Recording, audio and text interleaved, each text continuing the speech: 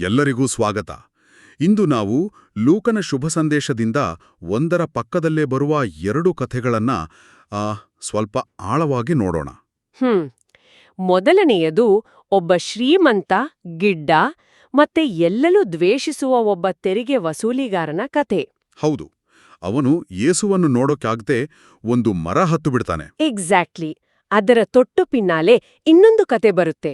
ಅದು ಹಣ, ಜವಾಬ್ದಾರಿ ಮತ್ತೆ ಒಬ್ಬ ಕಠಿಣ ರಾಜನ ಬಗ್ಗೆ ಇರುವ ಸಾಮತಿ. ಹೌದು, ಒಂದು ಕಡೆ ಕರುಣೆ, ಇನ್ನೊಂದು ಕಡೆ ತೀರ್ಪು. ಇದೇ ಇಲ್ಲಿರೋ ಪ್ರಶ್ನೆ, ಇವೆರಡನ್ನು ಯಾಕೆ ಒಂದರ ಹಿಂದೆ ಒಂದು ಇಟ್ಟಿದ್ದಾರೆ ಅಂತ.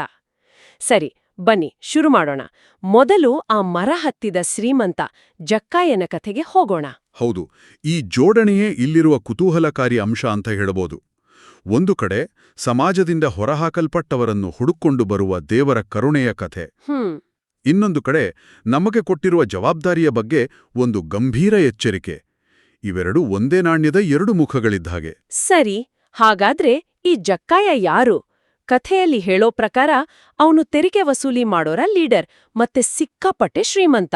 ಹೌದು, ಅವನು ಕೇವಲ ಒಬ್ಬ ತೆರಿಗೆ ವಸೂಲಿಗಾರ ಅಲ್ಲ. ಅವನನ್ನ ಸುಂಕ ವಸೂಲಿಗಾರರ ಮುಖಂಡ ಅಂದ್ರೆ ಗ್ರೀಕ್ ಭಾಷೆಯಲ್ಲಿ ಆರ್ಚಿಟಲೋನಿಸ್ ಅಂತ ಕರೆಯಲಾಗಿದೆ.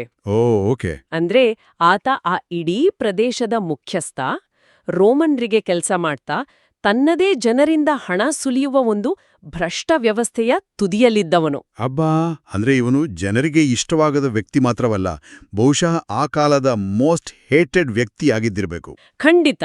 ಅವರನ್ನ ದೇಶದ್ರೋಹಿಗಳು ಅಂತಾನೆ ನೋಡ್ತಿದ್ರು.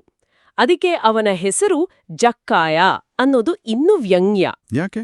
ಹೀಬ್ರೂ ಭಾಷೆಯಲ್ಲಿ ಅದರ ಅರ್ಥ ಶುದ್ಧ ಅಥವಾ ನಿರಪರಾಧಿ ಅಂತ. ಇದು ಉದ್ದೇಶಪೂರ್ವಕವಾಗಿ ಇಟ್ಟಿರುವ ವಿವರದ ಹಾಗೆ ಕಾಣಿಸ್ತತ್ತೆ. ಶುದ್ಧ ಅಂತ ಹೆಸರಿಟ್ಕೊಂಡಿದ್ದವನು ಆ ಕಾಲದ ಅತ್ಯಂತ ಭ್ರಷ್ಟ ಕೆಲಸದಲ್ಲಿದ್ದ. ಹೌದು. ಅಷ್ಟೇ ಅಲ್ಲ, ಲೂಕನ ಶುಭ ಸಂದೇಶದಲ್ಲಿ ಶ್ರೀಮಂತರ ಬಗ್ಗೆ ಒಂದು ಎಚ್ಚರಿಕೆಯ ಧ್ವನಿ ಇದೆಯಲ್ಲ. ಹೌದೌದು. ಒಂಟೆ ಸೂಜಿಯ ಕಣ್ಣಿನಲ್ಲಿ ನುಸುಳಬಹುದು, ಹೌದು, ಆದರೆ ಶ್ರೀಮಂತನು ದೇವರ ರಾಜ್ಯಕ್ಕೆ ಸೇರುವುದು ಕಷ್ಟ ಎಂಬ ಮಾತು. ಸೊ